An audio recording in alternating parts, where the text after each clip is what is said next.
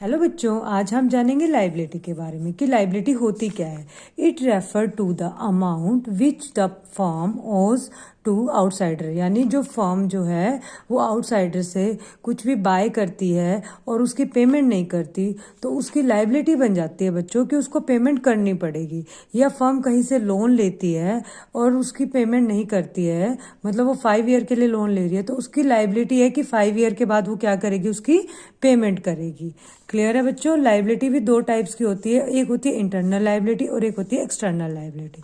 Internal liability क्या होती है बच्चे, जो फर्म है, ये मान लो ये हमारी फर्म है और ये हम है, अब हम बिजनेस स्टार्ट कर रहे हैं, हमने बिजनेस में 10 लाख रुपए लगाए, तो फर्म की ये लाइबिलिटी बनती है कि वो ओनर को पे करेगी कितना, 10 लाख। फर्म और ओनर दोनों क्या होते हैं बेटा, सेपरेट एंटिटी होती है, दोनों अलग होते हैं, ठीक है।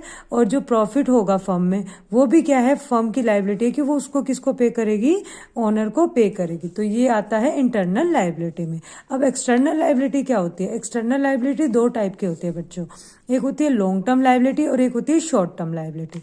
लॉन्ग टर्म लाइबिलिटी 1 साल से ऊपर के लिए होती है। जैसे मान लो आपने अपना बिजनेस चलाने के लिए क्या किया, बैंक से लोन ले लिया 5 लाख का, तो वो क्या कहलाएगी, लॉन्ग टर्म लाइबिलिटी। 5 ईयर बाद आपको उसकी क्या करनी है, पेमेंट करनी है, तो वो आपकी लाइबिलिटी हो गई। शॉर्ट टर्म लाइबिलिटी क्या होती है बच्चे? शॉर्ट टर्म लाइबिलिटी वो होती है जो 1 साल के अंदर अंदर पे करना होता है। लाइक आप कहीं से अपना प्रोडक्ट, कहीं से आप गुड्स लेके आए हो, उसको पेमेंट नहीं करके आए, आप उसकी पेमेंट करनी है आपको, तो वो क्या कहलाएगी, आपकी शॉर्ट टर्म लाइबिलिटी।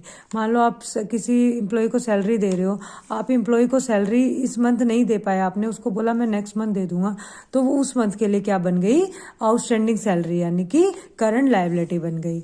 अगर आपको मेरी वीडियो पसंद आई तो please like, share and subscribe.